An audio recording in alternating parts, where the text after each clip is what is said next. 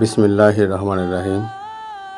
নবুয়ত প্রাপ্তির পর যখন নবীজি সাল্লাল্লাহু আলাইহি সাল্লাম ইসলাম প্রচার শুরু করলেন, প্রথম 3 বছর তিনি গোপনে দাওয়াত চালান, শুধু ঘনিষ্ঠ বিশ্বাসী মানুষদের কাছে সত্য পৌঁছে দেন। এরপর আল্লাহর নির্দেশে শুরু হয় প্রকাশ্য দাওয়াত।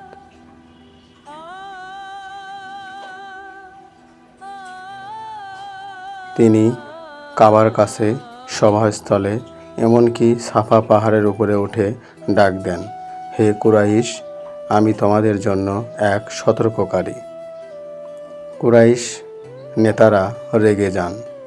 তাদের দুনিয়াবি স্বার্থ, কুপ্রথা ও মিথ্যা দেবতা উপাসনা সবই হুমকির মুখে পড়ে। তারা বুঝে ফেলেন, ইসলাম শুধু এক নতুন ধর্ম নয়, এ এক বিপ্লব।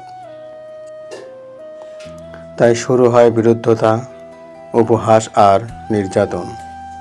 নবীজি সাল্লাল্লাহু আলাইহি সাল্লামকে পাগল, কবি, জাদুকর বলে গালি দেওয়া হয়। কাবা প্রাঙ্গণে নামাজ পড়তে গেলে পিঠে ফেলা হয় উটের নাড়িভুড়ি।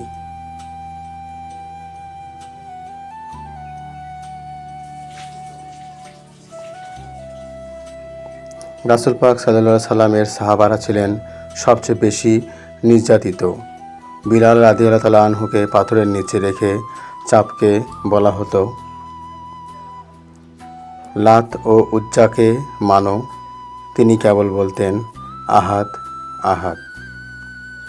সুমাইয়া রাদিয়াল্লাহু তাআলা আনহু ইসলাম গ্রহণ করা প্রথম নারী শহীদ। তার স্বামী ইয়াসির রাদিয়াল্লাহু তাআলা আনহু কেউ হত্যা করা হয়। ছেলে আম্মার রাদিয়াল্লাহু তাআলা আনহু ছিলেন চরম নির্যাতনের শিকার। নবীজি সাল্লাল্লাহু আলাইহি ওয়াসাল্লাম এইসব দেখে কাঁদতেন, কিন্তু সাহস হারাতেন না। তিনি বলতেন, ধৈর্য ধরো, জান্নাত খুব কাছে।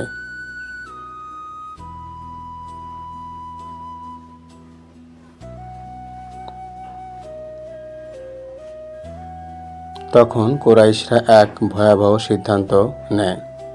নবীজি সাল্লাল্লাহু আলাইহি সাল্লাম গোত্র বনু হাশিম ও তার অনুসারীদের সাথে সম্পূর্ণ বয়কট।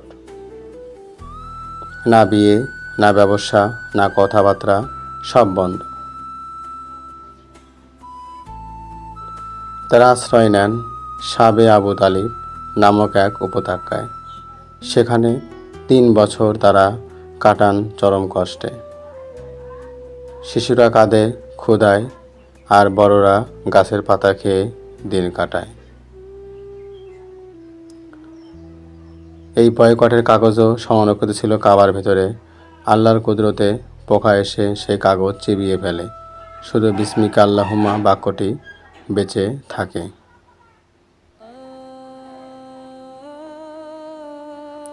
বয়কটের পরে আসে আরও দুঃখের মুহূর্ত।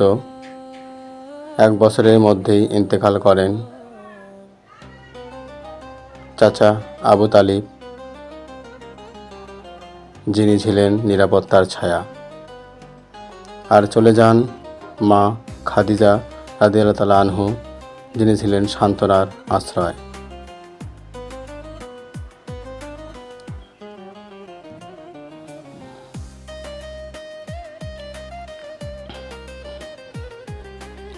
এই বছরকে বলা হয় আমুল হুজুন, মানে দুঃখের বছর। কিন্তু নবীজি সাল্লাল্লাহু আলাইহি সাল্লাম হার মানেননি। তিনি বলেন, হে মানুষ, আমি তোমাদের রবের পক্ষ থেকে প্রেরিত এক দয়ার প্রতীক।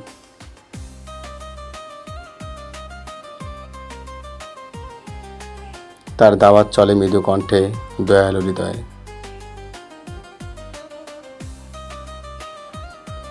এ অধ্যায় আমাদের শেখায়, হক পথে থাকলে কষ্ট আসবেই, কিন্তু ধৈর্য, ইখলাস ও আল্লাহর ওপর ভরসায় প্রকৃত বিজয়ের চাবিকাঠি।